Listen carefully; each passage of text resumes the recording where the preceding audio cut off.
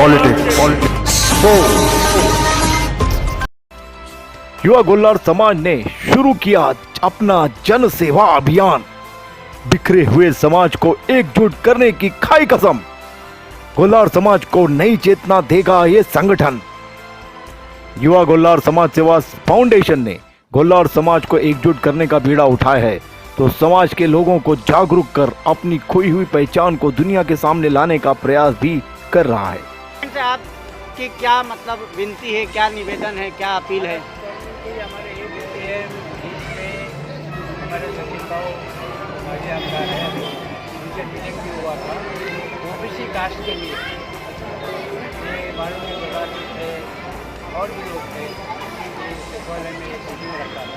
हम लोग यही मांगते हैं कि ओबीसी को मौका आप लोग मदद करो आरक्षण।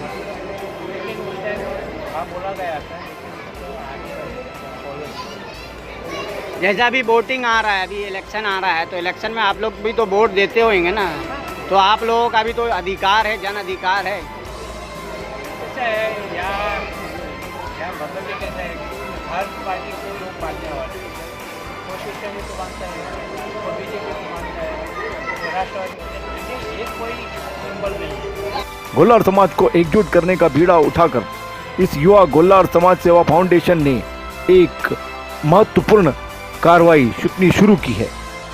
अपनी संस्कृति को पुनः समाज के बीच वापस लाना, तो लुप्त होती जा रही मातृभाषा को पुनर्जीवित रखना इत्यादि कार्यों के साथ गरीब और पिछड़े तबके के लोगों के लिए सहायता प्रदान करने का कार्य भी अब शुरू किया गया है। का जो मतलब विशेष तौर पे तेलंगाना है, तो वहाँ के लोग आप लोगों पे ध्यान नहीं देते क्या? गोल्लार समाज को, जैसे कि हमारे समाज के लोग हैं, वहाँ भी तो बड़े बड़े नेता मंत्री हैं, वो लोग। क्या हुआ है, हमारा जो भटके हुआ समाज है, भटकते आया कर्नाटक, तो कर्नाटक से हम लोग आए बम्बई से, बम्बई में अभी जैसे यूपी के लोग या राजस्थान मतलब प्रदेश में, या बम्बई में आने के बाद क्या करते हैं, बम्बई ही अपना घर समझते। नवरात्रि उत्सव के उपलक्ष्य में वर्ली परिसर में 8 अक्टूबर से ही 3 दिवसीय शक्ति जागरण और भंडारे का कार्यक्रम आयोजित किया गया था।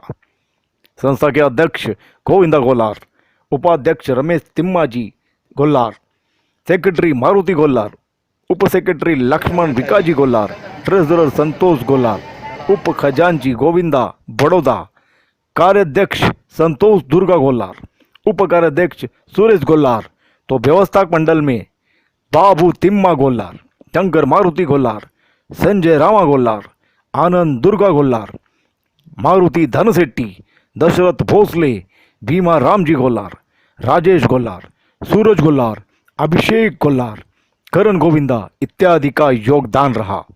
इस युवा संगठन के प्रमुख सलाहकार के तौर पर तिम्माजी गोल्लार, भीमजी गोल्लार, दुर्गा गोल्लार, राजा राम गोल्लार, मारुति गोल्लार, तिम्मा गोल्लार, काशी राम जी गोल्लार, रामजी गोल्लार, गुरुआ गोल्लार, जॉनी गोल्लार, रामा पाटिल एवं कमाटीपुरा से सुरेश अन्ना की नियुक्ति की गई है।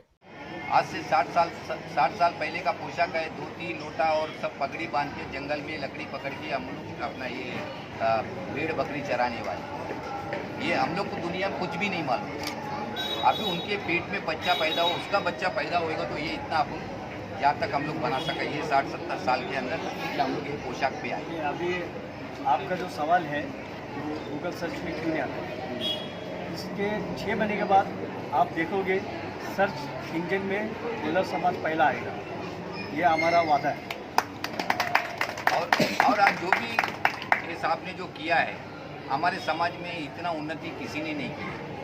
मैं भी वर्षों से मैं समाज के लिए सेवा कर रहा हूँ, कभी मेरे सोच में नहीं आया कि भाई अपन इस तरीके से करने से सरकार तक मांग जाएगी, लेकिन कभी आया नहीं। मैंने वो ज़माने में, जब मैं जवानी में मैं भटकिया विमुक्ति समाज के अंदर हम भी जाकर झंडा पकड़ के उनके साथ घूमा, कुछ उन्नति मिलेगा। लेकिन आज इन्होंने अपने दिमाग से सोचा है, आज का ज़माने का हिसाब से हो सकता है हमारा कुछ उन्नति हो।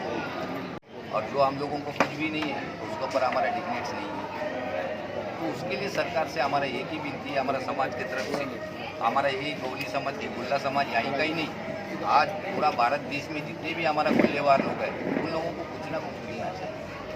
हम नहीं लड़ा ऐसा नहीं है। मैं भटका विमुक्ति जाति में 1980 के अंदर 79-80 में मैं उस भटका विमुक्ति जाति में उनमें झंडा लेके मैं भी घुमा हूँ। या हमारे समाज को कुछ मिले तो कुछ नहीं मिला। अभी मिल रहा है। अभी बोलता है एनटीसी में हमको एक प्रमोशन दे रहे हैं, लेकिन वो एनटीसी का सर्टिफिकेट देने के लिए वो हमको 17 स्टोरी कहानी पूछ रहे हैं। उस कहानी का जवाब हमारे पास नहीं है।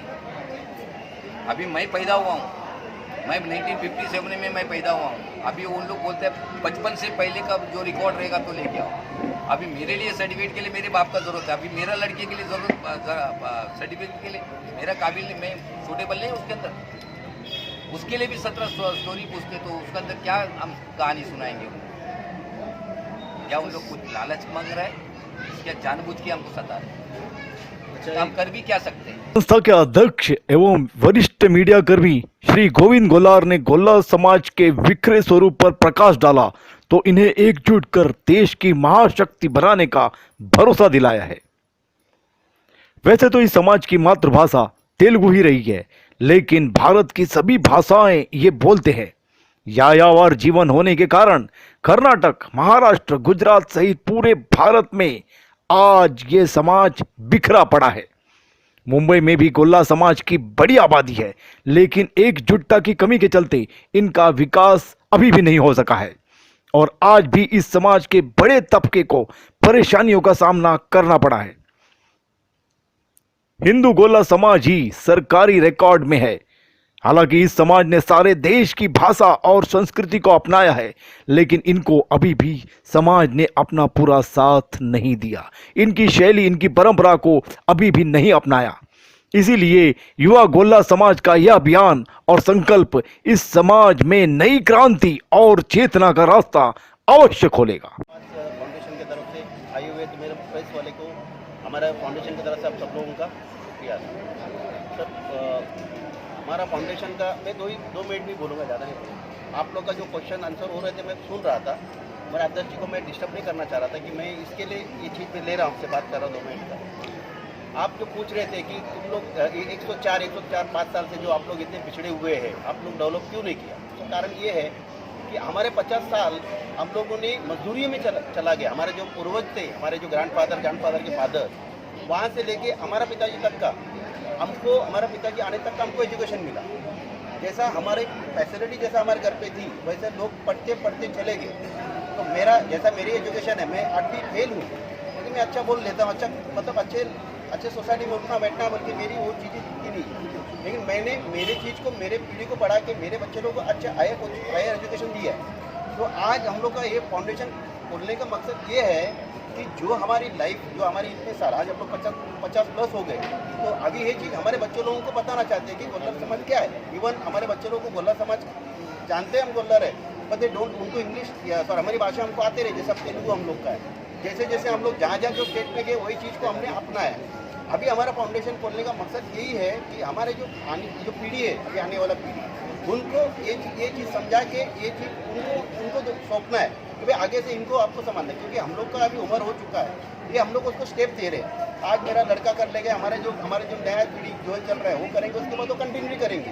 तो ये चीज़ मुझे करना था, क्योंकि इतने साल हो गए, इसके बाद कोई करने वाला नहीं है ऐसा मुझे लग रहा है। इसी के कारण हम लोग ने ये फाउंडेशन खोला है और इसके साथ में हमारे जो लोग जुड़े हुए हैं वो सब अच्छे लोग हैं।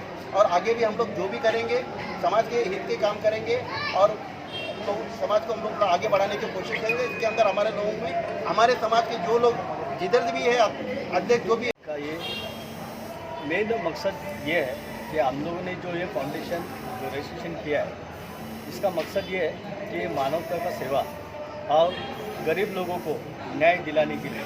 और हमारे वर्ग में ऐसे कई लोग हैं जो आज भी एक वक्त का खाना नहीं खाते, लेकिन आपने देखा होगा कि ऐसे कई फाउंडेशन NGO है, खुलते हैं और बंद हो जाते, मगर लास्ट तक कोई किसी का काम नहीं करते। आज NGO का मतलब आप सब लोग जानते हो कि कंप्लेंट डालना है, पैसे निकालना है और बंद करना है, लेकिन ये फाउंडेशन का मतलब ये नहीं है। हम लोग प्योरली मानवता का सेवा करना है और आने वाले वक्त में हमारे जो फाउंडेशन है, फाउंडेशन जो भी किसी को मदद की ज़रूरत पड़ेगी वो हम लोग करने के लिए तैयार हैं। इस तरह सवाल है। अभी अभी फाउंडेशन को लेकर के आपके समाज में आप काम कर रहे हो, तो सरकार आपको किस तरीके से सपोर्ट करे इस फाउंडेशन के लिए, आप सरकार को वो सब क्या बोलना चाहोगे? ये अभी हमारा ये फाउंडेशन जो है ये अभी नया है और हमारे जो पूर्वज ये आंध्रा से 1904 में मुंबई में आए थे और हमारे समाज में ये अनएजुकेशन जो ज़्यादातर पढ़े लिखे नहीं है, इसके वजह से हमारा अभी तक का सरकार से कोई भी हमारा इंटेंशन नहीं लिया या सरकार ने हमारे पर नज़रिया नहीं रखा है या हमें सरकार तक हमारी आवाज़ गई नहीं। तो इसका मेन मकसद ये है कि हमारी जो आज युवा पीढ़ी है बेरोज़गार है, जिसके पास काम धंधा नहीं है और वो सब ऐसे ही घूमते हैं ना पढ़ाई, क्योंकि पढ़ाई के लिए भी पैसे की ज़रूरत है और शिक्षा का उनके पास अभी प्रावधान नहीं और गवर्नमेंट हमारे लिए कोई भी सुविधा देती नहीं। इसका मूल कारण है सरकार को अभी तक ये भी पता नहीं कि गोल्ला समाज कहीं पर है, कुछ है महाराष्ट्र में है, वो उनको महाराष्ट्र जो उनकी तादाद में है वो वहाँ पर पहुँचे, मगर हम जो है 1904 में जो आंध्रा से अलग अलग राज्यों में अभी बसे हैं हम लोग, तो हमारी आवाज़ अभी तक सरकार के पास पहुँची नहीं। इसका हमारा मकसद ये है कि ये हमारी युवा पीढ़ी की आवाज़ और हम लोगों की आवाज़ सरकार तक पहुँचाना ये हमारा एक कर्तव्य समझ रहा हूँ। ये आपको फाउंडेशन खोलने का इतने साल के बाद में आपको विचार कहाँ से आया? ये हमारी जो फाउंडेशन है गोल्ला समाज, ये 1960 में कामाटीपुरा में मुंबई में रजिस्ट्रेशन है, मगर वहाँ पर भी एजुकेशन ना होने के कारण ये वहाँ पर लोग ने इसको बड़ी तादाद में लेके नहीं गए और ये कई सालों से ये चलता आ रहा है। गोल्ला समाज ये बिखरा हुआ समाज है, कई लोगों को पता ही नहीं। आज हम लोग हमारी जो यंग पीढ़ी है ये सब भूल गए, आज तक हमारी मातृभाषा भी भूली हुई है। हमारी जो मातृभाषा है वो है तेलुगु, मगर हम लोग हमारी जो समाज है गोल्ला समाज, वहाँ से जब 1904 में जब मुंबई आई, उसके बाद हमारे जो पूर्वज है काम धंधे के सिलसिले में अलग अलग राज्यों में बटे हुए और अनएजुकेशन ना होने की वजह से हमारी जो संस्कृति है वो भी लगभग हम भूल चुके हैं। आप लोग घर में कौन सी भाषा यूज करते हैं? हमारी जो मातृभाषा है वो है तेलुगु। जैसे कि मैंने बताया कि हम जिस राज्य में बस गए हम उसी की भाषा को अपनाने लगे। आज हमारे पास हमारे जो यंग लड़के लोग हैं उनको अपनी भाषा नहीं आती, जब हम अपनी भाषा बोलते हैं तो उनको हंसने आता है। इसका मेन कारण ये है कि उनको पता नहीं है कि हमारी संस्कृति क्या है, हमारी भाषा क्या है, क्योंकि हमारा लिपि नहीं है, तेलुगु में है, लेकिन हम कैसे तेलुगु में और हमारे में थोड़ा डिफरेंट है, लेकिन हम बात करते तेलुगु। कौन सा श्रेणी में आता है ये गोल्लर समाज आपका? देखो, हम गोल्लर समाज ऐसा NTC में आता है, मगर जो वर्ग बोल रहे हैं हमारी जो वर्ग है, जैसा कि हिंदुज़म में 4 वर्ग है, इसमें आता ब्राह्मण, क्षत्रिय, वैश्य और शूद्र। तो ये शूद्र में भी गए सब अलग अलग है। शूद्र में अछूत है जो अपने रोजी रोटी के लिए या और भी कहीं शिकार करते थे, और आप लोग नाम नहीं लेते, डुक्कर भी खाते थे। जो जीवन जीने के लिए जो मिला वो खा लिया। लेकिन शूद्र भी है, वैश्य भी है, जिसका हमारे जो समाज में है 4 वर्ग में, जिसका काम धंधा भी है। जब हम यहाँ पर आए थे 1904 में, जब हम ये चावल का धंधा करते थे, ये आज भी इस एरिया में हमें बात वाला बोलते हैं, क्योंकि बात वाला एक हमारी पहचान है। उसका रीज़न क्या है कि हम लोग चावल का धंधा करते हैं। क्या आपके पूर्वज चावल का धंधा करते थे? जी, हमारे जो पूर्वज है ये चावल का धंधा से यहाँ पर जो मुंबई में आए तो चावल का धंधा करने लगे। युवा गोल्लर समाज फाउंडेशन का क्या मतलब, सब गोल्लर समाज को इकट्ठा करने का उद्देश्य है क्या? तो गोल्लर समाज, जैसा कि मैंने बताया, गोल्लर समाज ये एक बिखरा हुआ समाज है। भटकी जात बोलते हैं ना, भटकी समाज है। कोई मराठी में गोल्ला समाज है, लेकिन वो कभी खुल के ये नहीं है कि हम गोल्ला है, लेकिन वो अपने तक ही सीमित रह गए। अभी यहाँ पर ये पहली पहल है मुंबई में कि हम चाहते हैं कि जहाँ पर भी गोल्ला समाज है सबको एकत्रित करें और हमारी जो मांग है, जो अपने आने वाली पीढ़ी के लिए काम धंधा नौकरी के लिए हम सरकार को जगाएं कि भाई हम भी एक समाज है यहाँ पर। आपकी मांग सरकार से? जी, हमारी मांग सरकार से है, क्योंकि हमारे जो बच्चे लोग हैं महाराष्ट्र में पढ़े लिखे हैं, आज कर्नाटक में पढ़े लिखे, खास करके मुंबई में ऐसा कोई भी बड़ा व्यक्ति नहीं है हमारे गोल्लर समाज है। अभी हम लोग ने बहुत छानबीन किया है कि इसको कहाँ तक के हम लेके जा सकते हैं। गुल्लर समाज है, उसके तरफ से आपके जो भी मुंबई के अंदर, महाराष्ट्र के अंदर जो भी गुल्लर समाज के जो लोग हैं, किस तरीके से आपके फाउंडेशन में जुड़े, आप दो शब्द बताएंगे? अभी हम लोग ने ये फाउंडेशन जस्ट न्यूली रजिस्टर किया है, लेकिन जब तक कि हम अपना काम नहीं बताएंगे लोगों को कि गोल्ला समाज क्या है, तो क्यों नहीं हमारे से जुड़ेंगे नहीं। जब तक कि हम कुछ कार्य नहीं करेंगे, हमारे आसपास के जो और भी समाज है, हम ऐसा नहीं कि गोल्ला ही समाज को हम लोग हेल्प करने वाले, ये पूरे समाज को, उसमें मुस्लिम भी आया, क्रिश्चियन भी आया, बौद्ध भी आया, सभी को हम हेल्प करेंगे। लेकिन हमारा मकसद पहला ये है कि हमारे जो बच्चे लोग हैं गोल्ला समाज के, उनको अवेयरनेस करना है शिक्षा के बारे में, धर्म के बारे में। आपको हैरानी होगा कि हमारे आज भी लड़के लोग, उनको धर्म के बारे में पता ही नहीं है, महाभारत का पता ही नहीं है, गीता का पाठ पढ़ा ही नहीं, एक भी श्लोक पता नहीं है। तो हम हमारे लड़के लोग को क्या दे रहे हैं? ये हम इतने बड़े लोग हैं, हम लोग अभी कभी कभी हम लोगों को शर्म आती है कि हमारे बच्चे लोगों को हिंदुज़म के बारे में पता ही नहीं है। सर ये सब काम करना हमारा, हम लोग एक करते हुए समझ रहा हूँ। सर 117 साल हो गए आपका इधर आने, आपका समाज ने जी। तो 117 साल में आप लोगों ने कुछ भी नहीं कोई आगे बढ़ा, इसका क्या कारण है? देखिए, इसका मेन रीज़न है शिक्षण, एजुकेशन। क्योंकि एजुकेशन से हम लोग वंचित रह गए, क्योंकि हम भटकी समाज है। हमारी ज़िंदगी जीने के लिए तो हम कभी ये स्टेट में रहते थे, वो स्टेट में अगर हमको सुविधा नहीं मिला तो हम दूसरे स्टेट में गए, तो वहाँ पर अगर सुविधा नहीं मिला तो तीसरे स्टेट में गए। तो ऐसा हमारी जो गोल्ला समाज है ये अलग अलग स्टेट में है अभी। तो ये गोल्लर समाज ने पहले क्यों नहीं आवाज़ उठाई? फिर उसके बाद हमने क्या किया, जो सरपंच वहाँ पर अगर गोल्ला समाज को जगह दिया है तो हम वहीं पर बस गए। तो आप ये देख सकते हैं गोल्ला समाज आज कहीं पर आप देखोगे तो एकत्रित देखोगे, जैसे कि कर्नाटक में, बेलगांव में आप एक ही जगह पे देखोगे, सभी गोल्ला एक ही जगह पे, सौदत्ती एक ही जगह पे रहेंगे, गोकाक एक ही जगह पे, धारवाड़, हुबली। अब कर्नाटक में ऐसे कई अलग अलग क्या तालुकों में गोल्ला समाज एक ही जगह पे है। जैसा ये मुंबई, भारतनगर में, ये भारतनगर में, गांधीनगर में, और जैसा कुलाबा, माटुंगा, ये सब एक ही जगह पे, विक्रोली, ये सब एक ही जगह पे बसे हुए हैं। उसका रीज़न क्या है कि हम जब काम धंधे के लिए जब हम आंध्र से जब आए तो हम लोग एक एक जगह पे बस गए। उसका कारण है कि सुविधा। आपके फाउंडेशन और आपकी पूरी टीम ने गोल्लर समाज को इकट्ठा करने का जो बीड़ा उठाया है, तो किस तरीके से आप लोग इकट्ठा करेंगे? अभी हमारे जो यंग जनरेशन है, अभी फाउंडेशन के बारे में उनको धीरे धीरे अवेयरनेस करेंगे कि भाई ये फाउंडेशन है, ये आप लोगों की भलाई के लिए खुला है। आपके आने वाले, क्योंकि हम लोग आज है कल नहीं रहेंगे, इसको बीड़ा जो है आने वाली पीढ़ी उठाएगी। ये हमारी ऐसी सोच है कि हमारे बाद हमारी जो यंग जनरेशन है ये उसका भरपूर सपोर्ट करके सरकार तक हमारे जो बच्चे आज उधर इधर भटक रहे हैं ना, फिर वो एक जगह पे रहेंगे, ऐसा मेरा सोच है। तो टोटल जो आप इधर रह रहे हैं, ये जो समाज इधर, तो पॉपुलेशन इधर का कितना है?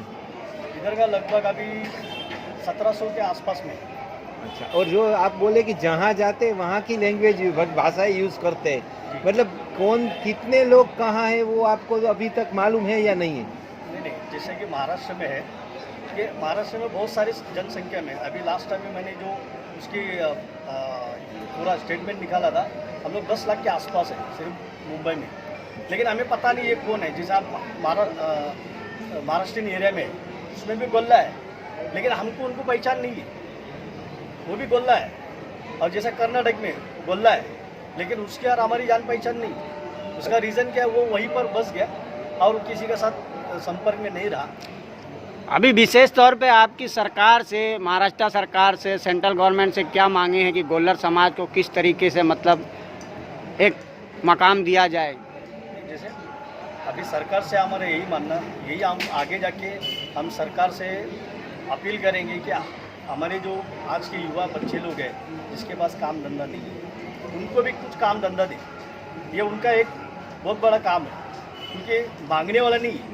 जब तक हम अपने देखिए माँ को अगर आप मांगेंगे, माँ अगर बच्चा अगर दूध मांगता है तो माँ तभी देती। अभी सरकार को ये भी पता नहीं होगा कि गोल्ला समाज भी किधर है। वो तो ऑन पेपर है गोल्ला समाज बोल के, लेकिन गोल्ला के लोग अभी तक ऊपर लेवल में नहीं है। जैसा आप बोलते हो नगर सेवक, मंत्री, आपको साउथ साइड में मिलेंगे, मंत्री भी है, नगर सेवक भी है, लेकिन यहाँ पर कोई नहीं है। ऐसे गोल्लर समाज की कोई और भी संस्था वगैरह है? नहीं, अभी फ़िलहाल तो एक ही संस्था है, ये जो है रजिस्टर है। अभी बाकी जो है सभी जगह पे समाज के हित में काम करते हैं, समाज के बाहर नहीं। जैसे कि अभी समाज का कुछ आपस में झगड़ा हो गया तो हम लोग पुलिस स्टेशन नहीं जाते, कोर्ट कचहरी नहीं करते, तो हमारे जो समाज में बैठ के ही उसको निपटाते। वो सिर्फ समाज के जरिए, ये फाउंडेशन का मकसद जो है ये समाज के लिए नहीं, सभी समाज के लिए हम लोग काम कर रहे हैं। मेनली आप तेलुगु है जी, तो तेलुगु मतलब वो कहाँ से, मतलब आपका तो बड़ा बहुत है, हैदराबाद है, अभी तेलंगाना में, लेकिन पहले हैदराबाद था, विजयवाड़ा है, विशाखापट्टनम है, तो आप प्रॉपरली वो कहाँ से है वो आपको मालूम है? प्रॉपरली आंध्र प्रदेश में तेलंगाना जो अभी बना। हाँ, पहले आपको पता है वो निजामुद्दीन वहाँ का जो राजा था आंध्र प्रदेश का, वो राजा जो था सब वहाँ पर मुस्लिम शासक था। तो हम लोग जो थे वहाँ पर कुछ हमारी मेंटालिटी अलग थी, तो हम लोग ने वहाँ से पलायन किया। हमारे जो पूर्वजों ने पलायन करके अलग अलग जगह पे गया, क्योंकि उनको ऐसा लगता होगा कि ये मुस्लिम राष्ट्र बन जाएंगे। तो उसमें वो जितने भी हम लोग जो हमारे पूर्वज थे वो अलग हो गए। जब अपने देश में वो इकट्ठा हो गया राज्य आंध्र प्रदेश, तब फिर वो क्या ऑलरेडी सब लोग बिखर चुके थे। तो ये अभी आप गोल्ला समाज को कर्नाटक में पाओगे, महाराष्ट्र में भी है, उत्तर प्रदेश में भी है और आपके केरला में भी है, लेकिन हमारे उनका कोई संपर्क नहीं है। आज नवरात्रि का प्रसाद भी दिया जा रहा है शायद आपके फाउंडेशन की तरफ से, जी जी। क्या कहना चाहेंगे? अभी ये शुरुआत थी, हमारे 8 तारीख को इसका उद्घाटन किया गया और उद्घाटन तिम्माजी गोल्लर ने किया, जो एक हमारे समाज में एक बहुत बड़ा समाज सेवक है, जिन्होंने अपना खून पसीना बहा के इस समाज को आज वर्ली एरिया में उनके नाम से पहचाना जाता है। ये गोल्लर अरे गोल्लर कौन है, किसको भी गोल्लर बोला तो पहले पूछता है तिम्मा सेठ को आप जानते हो क्या, तिम्माजी गोल्लर, बात सही है ना? तो गोल्लर, तिम्माजी गोल्लर के नाम पे आज ये गोल्लर समाज को जानते हैं लोग। लेकिन हमारी सोच क्या है, उसी तरह आज रमेश गोल्लर के नाम पे पहचानना चाहिए, आज मारुति गोल्लर के नाम पे। अभी गोल्लर फाउंडेशन का कोई भी सदस्य गया तो उसका इज्जत से स्वागत करना चाहिए। यह हमारी मेन मकसद है कि हमारे जो बच्चे हैं कभी भी गोल्लर फाउंडेशन का नाम लेंगे तो उनको उधर इज्जत मिलना चाहिए। Available on Google Play and App Store. Download it now.